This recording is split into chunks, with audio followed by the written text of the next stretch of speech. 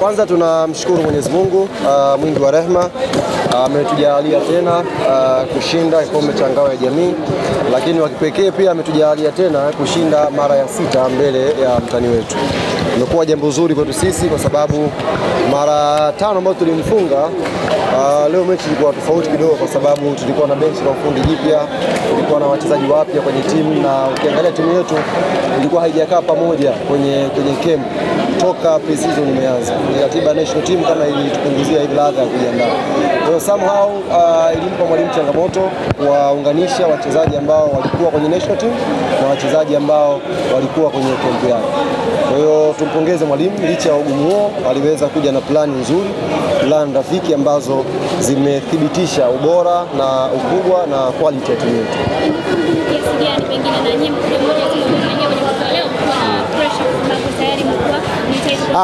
Yule muongo. Sisi hatujakuwa na pressure.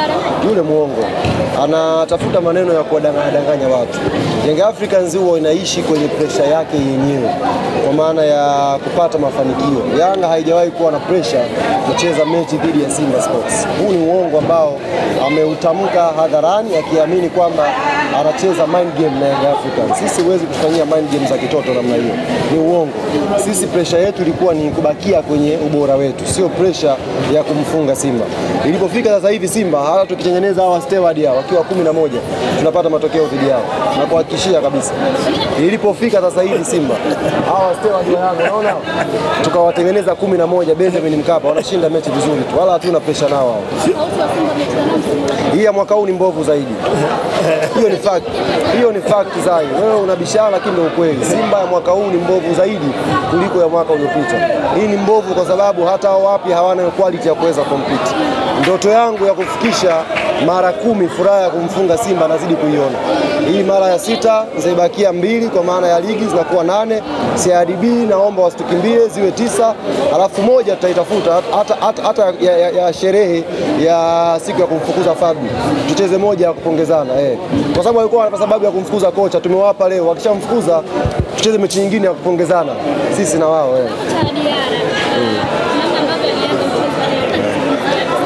Diarra hii ni quality yake. Kwenye mechi kubwa Young Africans tuna wachezaji wakubwa kusaidia kushinda mechi. Hii ni quality yake na ameonyesha utulivu mkubwa. Nafikiri anaendelea kuprove kwamba wote mnaosema Diarra anafanisha makipa wengine. Kwenye moment kama hizi Diarra huwa anaonyesha ubora wake. Kwa hiyo tunajivunia sana. Ni vile tu kwenye mechi kuna man of the match mmoja. Lakini pia Diarra alistahili leo pia kuwa man of the match. Kiwango bora kabisa. Lakini pia Duke Abuya alistahili pia kuwa man of the match. Azizi Ndambwile. Naomba nipige niaba ya hao watu. Naomba nipige magoti. Leta tu likombe. Kwa niaba ya hao watu naomba nipige magoti ya kumuomba msamaha Azizi Ndambwile. Ndio. Tanzania hii ukiondoa Othman Idi Chuji, hakuna kiungo mwingine mwenye utulivu mzuri pale chini kama Azizi Ndambwile. Leo alikuwa anakaba, alikuwa anapasia, alikuwa anaendesha timu, anafanya tackling, anapanga timu yake vizuri.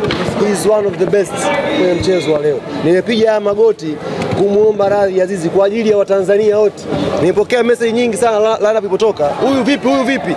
Lakini amewaonyesha na mwalimu kaonyesha nini alikuwa anakiandaa pale Victor kupitia Azizi Ndambwile. Naomba nisimame. Asante.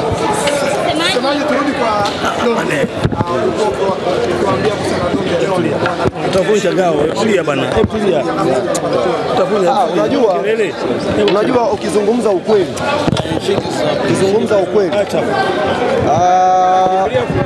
Simba hawana wataalamu wazuri wa mbinu. Na hii ni fact nyingine. Miaka yote hii hapa huwa tunawafunga second half. Sijui huwa hawajui, sijui huwa hawaelewi, au si ndio ule usugu ambao wako nao. Second half lazima tuwagonge. Na leo tena vile kipindi cha kwanza kama Yanga haipo hivi, tukajua tu hawa watatamani second half watarudi na speed hiyo. Tukamtoa Mudathir, ikaingia AI ya mpira. Tukaunganisha timu kutoka chini kuja juu.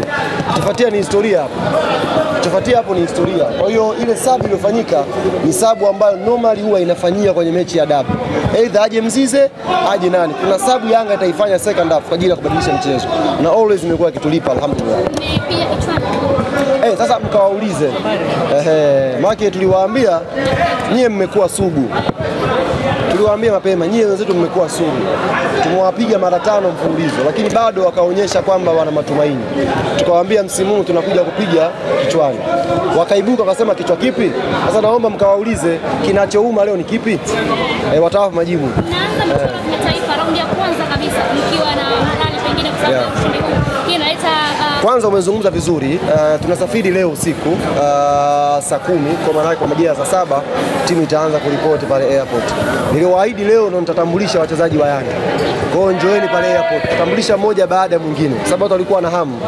Msemaji atambulishe nitawatambulishia airport. Kutoka Wadiara mpaka Pakome. Mmelipishwa kwa kiasi gani na usajili mpya ambao mnaufanya lakini pia umelipwa kwa asilimia ngapi tofauti na bana? Kwanza zile baskeli zilizopiga kuwa zile hivi mjiona kama ile singeli ganda ilitokea pale. Dudu Asha alipiga baskeli fulani hivyo wakaganda wote pale. Hapo akaambia sifungi leo. Tutakutana Disemba. Kwa hiyo si wao tunashukuru na timu tuliyosajili ndio imeonekana leo, lakini tunaamini bado kuna kazi kubwa ya kufanya. Tuna Champions League ugenini dhidi ya Angola, tuna ligi tutakuja. Kwa hiyo tunakwenda kujipanga zaidi na zaidi kuhakikisha wana Yanga wanapata furaha. Niwaambie mashabiki wa Yanga kuelekea mechi hii waliibuka wenzetu katika sisi ni kama hivi wameridhika hivi. Ni kama wanaona kumfunga Simba mfululizo ni jambo la kawaida. Niwaambie wana Yanga wenzetu, kama wewe ni mwana Yanga damu, Simba hata ukimfunga mara 20 utafurahia tu. Hata ukipata makombe mara 20 mfululizo unafurahia tu. Tuache tabia ya kuridhika na mafanikio. Haya tunayopata haya ni madogo kuliko yale makubwa tunayoyaomba. Makubwa ni haya, makubwa ni Champions League. Kama hatuwezi kuridhika, tukawa na shukrani tukishinda ngao tukimfunga Simba, Mwenyezi Mungu hawezi kutufungulia kuwafunga Al Ahly huko mbele. Kwa hiyo niwaombe wana Yanga tutoe tabia ya kuridhika.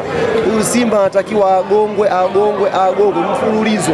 Yaani itakuwa ifike hatua mechi ya dabi ikitangazwa, humu tuje wenyewe tu uwanjani. Kuanzia mashabiki mpaka timu. Wasije hapo tutastop. Hali imekuwa mbaya. Sasa tunaondoka tunaenda Angola.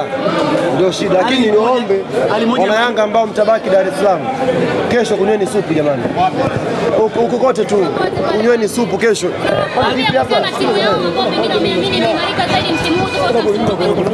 Yanga nimekwambia mtaani timu yake mwaka huu ni mbovu compare na mwaka jana. Bora mwaka jana, mwaka huu ndio mbovu zaidi. Hali moja maeneo ambayo